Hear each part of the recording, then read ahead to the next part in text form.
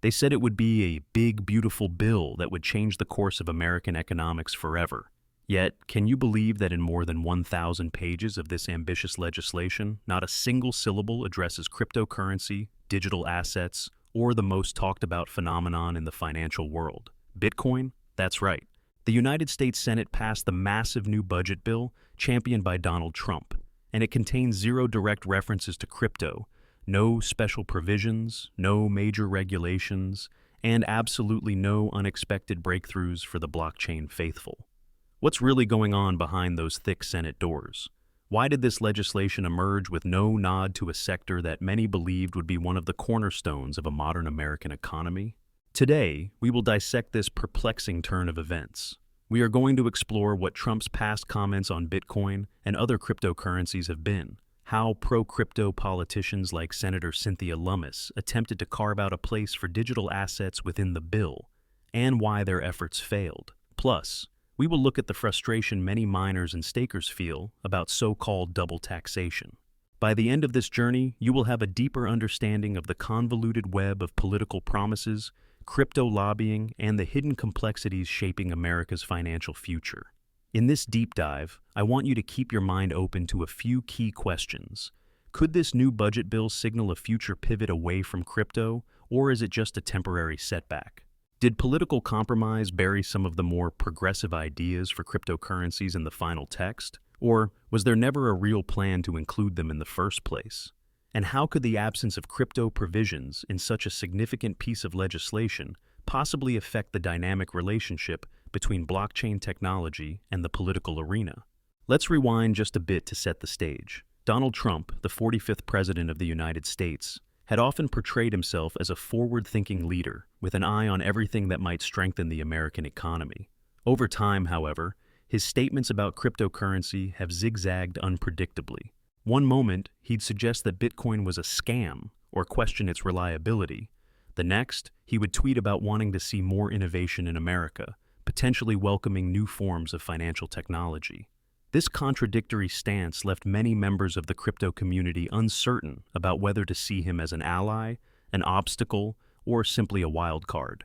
Still, the excitement among crypto enthusiasts soared whenever a new budget or economic proposal was on the table, because they believed that large-scale legislation might finally provide clarity and legitimacy to digital assets in the United States. Fast forward to the days leading up to the vote on this sweeping budget bill. Analysts from across the political spectrum, as well as industry experts, pored over draft after draft, rummaging through hundreds of pages for clues about possible tax changes or regulatory language concerning crypto. The rumor mill churned out stories that pro-crypto senators, including Cynthia Lummis, were championing certain amendments. People whispered about potential tax breaks or clarifications that could significantly ease the burden on miners and stakers. The buzz was intense, as if digital currency advocates felt that, this time, they might finally be written into the financial blueprint of the nation. But it turned out to be wishful thinking. When the final text was unveiled, the absence of crypto, blockchain, or even the words digital asset leapt out as starkly as a neon sign. Where was the mention of the technology that so many Americans have thrown their support behind? What happened to the voices pushing for amendments, clarifications, or new definitions of how crypto income might be handled by the Internal Revenue Service? The result, a big, resounding nothing, left countless observers flabbergasted. The excitement fizzled away, replaced by frustration and confusion. Senator Cynthia Lummis, who had long been regarded as one of the cryptocurrency community's biggest champions on Capitol Hill, confirmed that there were efforts to incorporate changes to existing tax code policies that hamper mining and staking ventures. One of the biggest gripes that miners and stakers voice is the notion of double taxation. In simpler terms, current tax law in the United States often takes the stance that when a miner or staker receives a block reward, some newly minted cryptocurrency given in return for securing a blockchain network, that digital asset is taxed as income at whatever fair market value obtains at that moment. Then, if the miner later sells that crypto at a gain, they owe capital gains tax on top of the original income tax. Miners argue that this system is fundamentally flawed because they must pay taxes on digital assets before they ever convert them into dollars, tying up resources and often forcing them to sell coins earlier or in larger quantities than they might otherwise wish. That, in turn, can remove their ability to hold long-term and ultimately shape their business decisions in ways that hamper growth. Let's imagine the day-to-day life of a boutique miner for a moment. Suppose she invests in high-end machinery, sets up rigs, and commits herself to managing hardware around the clock. In exchange, she receives a small trickle of newly generated crypto tokens. But the tax code arrives like an unwelcome house guest knocking on the door. Congratulations, you have income, now pay up. The miner might not have immediate plans to sell, believing that the values of her tokens will rise significantly in the near future. However, the government wants tax payments now, so she is coerced into liquidating part of her earnings just to settle tax obligations. Then, if the value later surges and she decides to sell some or all of her remaining holdings, capital gains taxes kick in. All these complications can feel burdensome, especially for small players. This is not the same story for large mining farms that might have the resources to handle the complexities and overhead, but the fundamental complaint is that the system seems tailor-made to penalize crypto entrepreneurs early and often. In the run-up to the passage of this massive budget bill, supporters of digital assets held out hope that the legislation might alleviate some of these burdens. Could the Senate, in its quest to modernize the tax code and bolster American emerging industries, carve out a more level playing field for blockchain-based businesses? That was the question on everyone's lips. The talk of a de minimis exemption for small-scale crypto transactions, meaning a certain minimal threshold of crypto sales or purchases would not trigger complicated forms and additional tax payments, was also in the air. This concept was especially appealing to individuals who frequently use crypto to pay for small things like coffee or daily expenses, or simply move it around between wallets. Right now, each transaction can theoretically create a taxable event, bogging down hobbyists and casual users in layers of record-keeping. Imagine for a moment that every time you tapped your bank card at a coffee shop, you had to fill out an official form stating the exact amount, location, time, and reason for the expenditure. That is how it can feel for a crypto enthusiast who wants to use digital money in everyday life. So, the idea that the Senate might throw them a lifeline in the form of a de minimis exemption was not just a nicety. To many, it was the difference between feasible daily use of cryptocurrency and burdensome overhead that stifles innovation. Now, if you're wondering why none of these proposed changes found their way into the final text, you're certainly not alone. One theory is that in the constant swirl of negotiations, additions, and last-minute horse trading that define any legislative process, the crypto provisions were overshadowed or outright sacrificed to get other concerns resolved. Another possibility is that while the Senate debates complicated issues like the national deficit, defense spending, or healthcare initiatives, something as misunderstood and polarizing as crypto can be relegated to the legislative backburner. After all, government officials sometimes regard digital assets with suspicion, unsure if they represent an opportunity for economic growth or just a volatile bubble waiting to burst. Here's another twist. The crypto industry was among the biggest donors in the last election cycle, raising substantial sums for candidates in both political parties. This generosity fed the assumption that the Senate or the White House might reciprocate by finally passing more crypto-friendly regulations. But the budget bill's omission leaves donors questioning whether their contributions made any difference. Have the powers that be decided that the road to mainstream crypto adoption is just not politically advantageous right now? Or are they saving it for a future bill that focuses entirely on digital assets? The only certainty is that many in the community feel let down. Their sense of betrayal is palpable, fueling endless debates within social media circles where speculation about political motivations or a behind-closed-doors aversion to Bitcoin runs rampant. That raises the question, are the old promises and statements coming back to haunt the political class? Remember when some highly placed officials intimated that the United States should be at the forefront of blockchain innovation, that this is the wave of the future, that ignoring the movement is like ignoring the internet in the 90s? If supporting the crypto sector really is part of the path to keeping America competitive, how can such a wide-ranging bill, meant to define the nation's fiscal trajectory, turn a blind eye to nearly every digital asset concept? Speaking of frustration, it extends beyond short-term investors. Consider those who see blockchain as a fundamental shift in the way business can be conducted.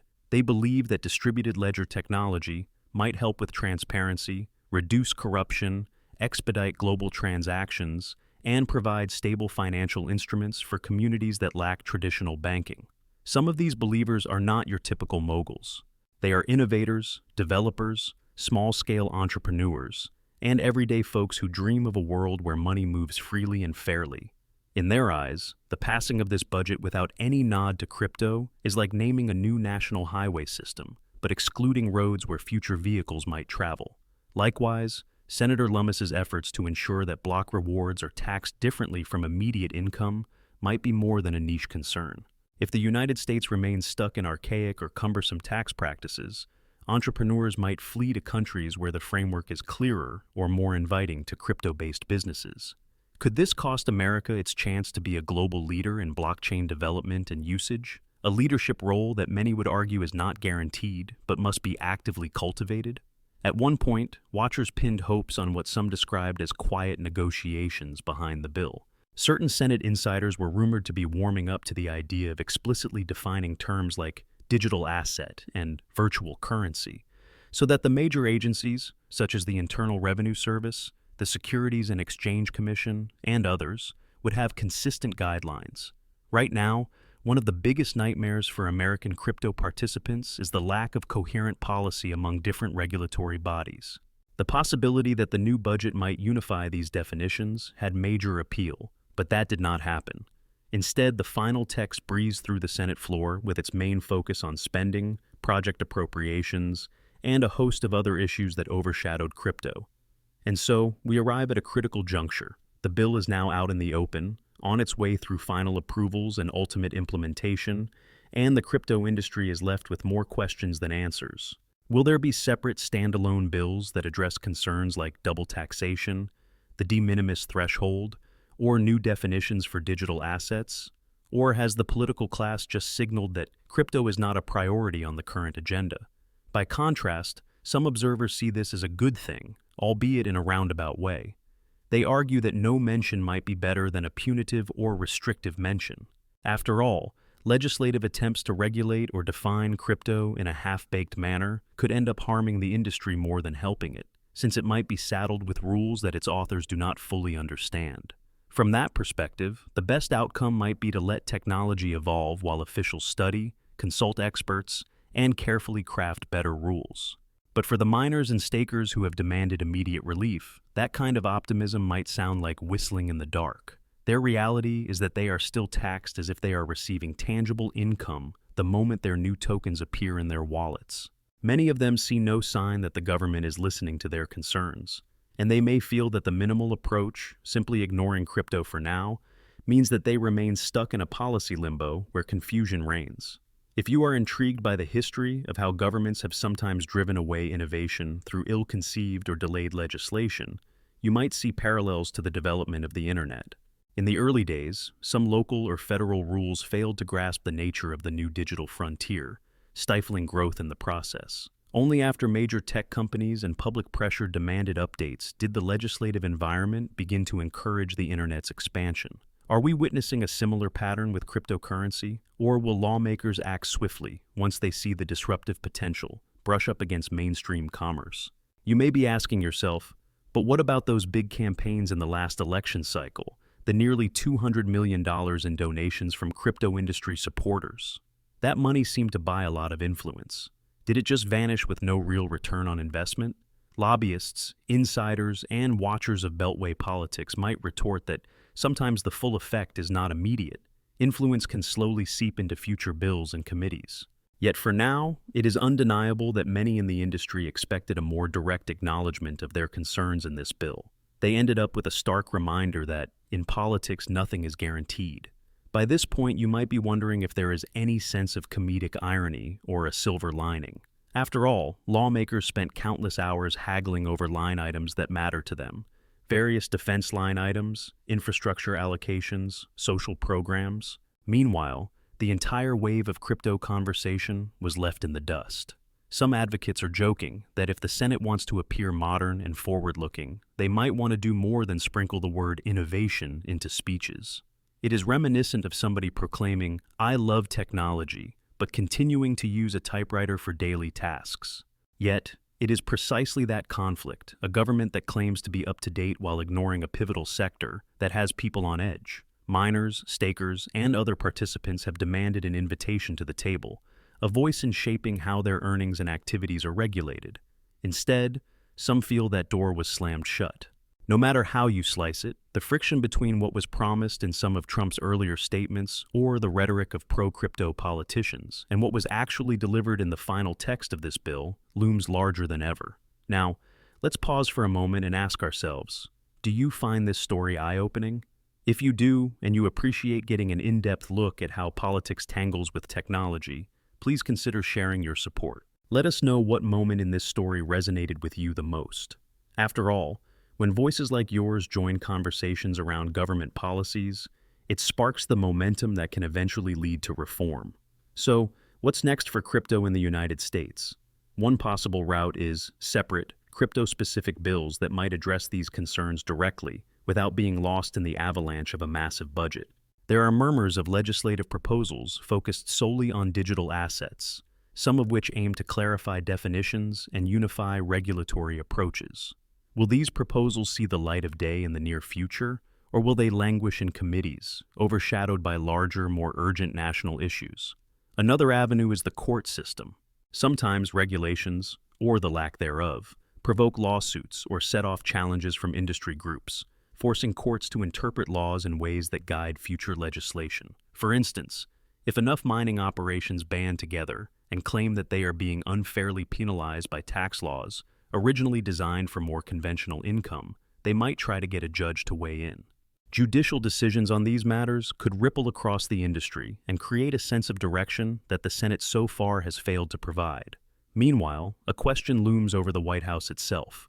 Although the bill that the Senate passed is colloquially known as Trump's budget, we must recognize that no matter who sits in the Oval Office, the interplay between the executive branch and Congress can be complicated.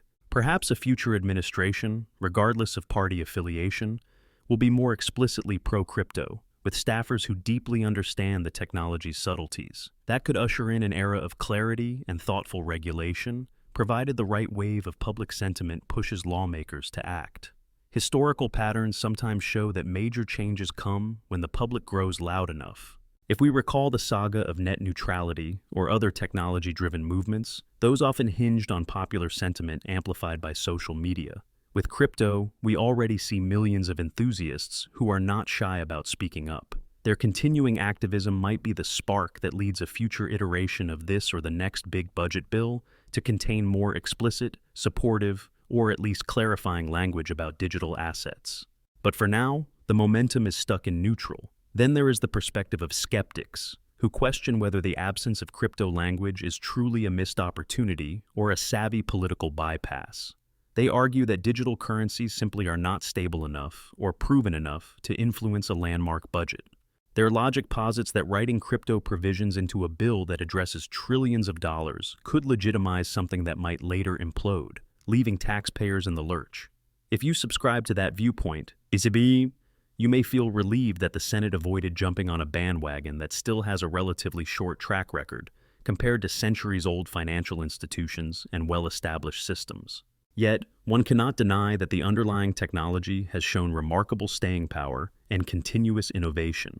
From blockchain-based supply chain solutions to decentralized finance platforms, the crypto world has repeatedly demonstrated it is far more than a passing fad. Banks, investment funds, and even entire nations are experimenting with or adopting various forms of digital currency. Failing to acknowledge that in a national budget plan might just prove short-sighted in the grand scheme. Where does that leave pro-crypto politicians like Senator Cynthia Lummis? Politically, they might redouble their efforts to get standalone legislation drafted or to attach relevant amendments to smaller, more targeted bills. They could also attempt to rally more of their colleagues to the cause, bridging ideological lines to form coalitions that see crypto as part of a broader technological future. Whether that effort succeeds could hinge on the broader political climate and how quickly adoption of crypto seems to grow on Main Street. This saga sets the stage for a million-dollar question. Will the state of crypto legislation in the United States pivot dramatically in the next few years, or will the inertia we have just witnessed persist, leaving the industry to navigate a chaotic tax environment? Observers are divided. Some see the writing on the wall and predict that crypto-friendly references might emerge in upcoming bills, especially as global competitors like Europe roll out more comprehensive frameworks. Others caution that the complexity of crypto, combined with a shaky trust from some lawmakers, means we may see only incremental changes for the foreseeable future. One thing is clear: the debate is far from over. Crypto holds the potential to reshape finance, technology, and even social structures, but it poses numerous challenges and likely demands careful oversight. The fact that this enormous budget bill skips the entire conversation, even as it claims to address the core finances of the nation, is an irony that cannot be ignored. To some, it epitomizes an establishment that is more comfortable clinging to legacy systems than proactively embracing tomorrow's breakthroughs. And with that, let's take a second to appreciate the complexity of it all. Did you find yourself eager to uncover more layers of this political puzzle? If so, feel free to react with a like or follow to stay connected, because discussions around emerging technology and legislation are only going to get more intense from here. We do not want you to miss the next twist in the story. Can we truly expect the Senate to address crypto's many unanswered questions in a straightforward way, or will it continue to be a footnote in future bills, left out until external pressure becomes too big to ignore? Will the White House eventually champion a direct approach, or will narrow majorities in the labyrinth of committees hamper progress for years to come? The final pages of this drama have yet to be written, but one thing is certain: the interplay between digital assets and American politics is only going to grow more fascinating and consequential. So, keep your eyes peeled for the next showdown, the next piece of legislation that might sneak provisions about crypto into obscure paragraphs or highlight them with big announcements. Watch for the next wave of pro-crypto politicians who might take office and push the issue to the forefront, or for the emergence of new alliances that break with party lines. Stay aware of the continuing frustration among miners, stakers, developers, and all those who want the freedom to participate in a financial revolution without drowning in red tape. After all, revolutions do not always happen in the public square. Sometimes they unfold in the hidden footnotes of a 1,000-page bill, and it is in those footnotes, or lack thereof, where we see whether the next generation of money, technology, and democratic discourse will be encouraged or stifled. For now, we have a big, beautiful bill that proclaims many financial goals, but says almost nothing about the intangible tokens so many people believe are the next frontier. Stay tuned. The stakes are high and the story is far from finished.